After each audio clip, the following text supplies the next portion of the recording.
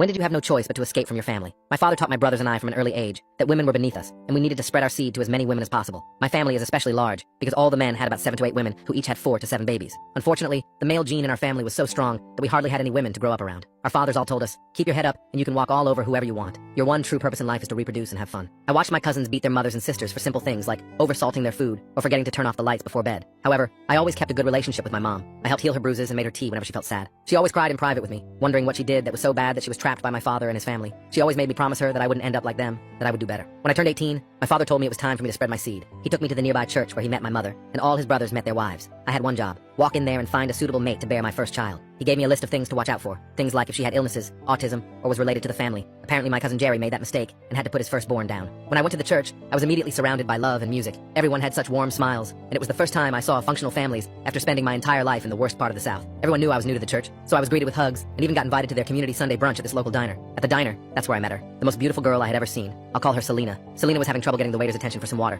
so I gave her mine. That's all it took for us to hit it off. I had never experienced a connection so instant with anyone. We both liked drawing, grew up with siblings, and had a secret love for cartoons. We ended up exchanging information, and for the first time in my life, I was happy. But when I got back home, my happiness instantly disappeared. There were police officers and ambulances at my home. After asking somebody for answers, I saw a black bag. They let me get one look at my mother. She was bruised everywhere, dead. I knew my father had lost control and had taken her life. I knew the cops knew it too, but they didn't speak up because my dad could get them whatever woman they wanted. So instead, they wrote down on the report that my mother was clumsy and fell down the stairs, that it was all one big accident. I wasn't going to stick around anymore. I packed a bag and called Selena from earlier. I confessed to her, I know this sounds stupid, but I really felt something special with you. Would you want to go on a vacation with me? I couldn't believe it, but Selena said yes. It turned out she also hated her home life and wanted to go away for a little while. We headed up north just to go on a simple road trip. I only had $5,000 from working odd jobs on farms, and she had some money from teaching drawing lessons. We stayed at hotels together, went to amusement parks, and cooked for each other. I had completely forgotten about why I went to her church that day in the first place. All I knew was that I wanted to spend the rest of my life with her. During our trip, I told her, I know I'm full of crazy ideas, but I don't know about you, but I don't want to go home. Then she responded by showing me her phone, where she had already been looking for apartments and jobs. So that's what we did. We got an apartment up north, and I worked doing construction while she worked at a daycare. On the side, I had been saving money to buy her a ring.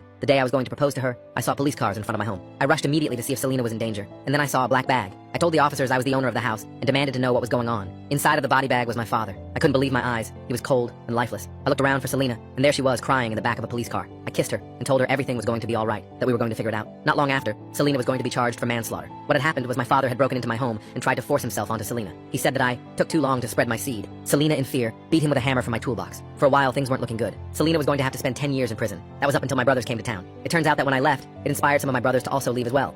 They were miserable living that way. They were all in therapy, trying to rebuild their lives like me. They all testified regarding my father's actions and all pitched in to get the best lawyer money could buy. Selena was let go on house arrest only, so that meant we had a backyard wedding. I invited my brothers, who also ran away, and things are looking up. Selena and I are expecting our first child in a couple of months, a baby girl. Selena offered to name her after my mom, so that maybe she'll have a second chance at a normal, beautiful life.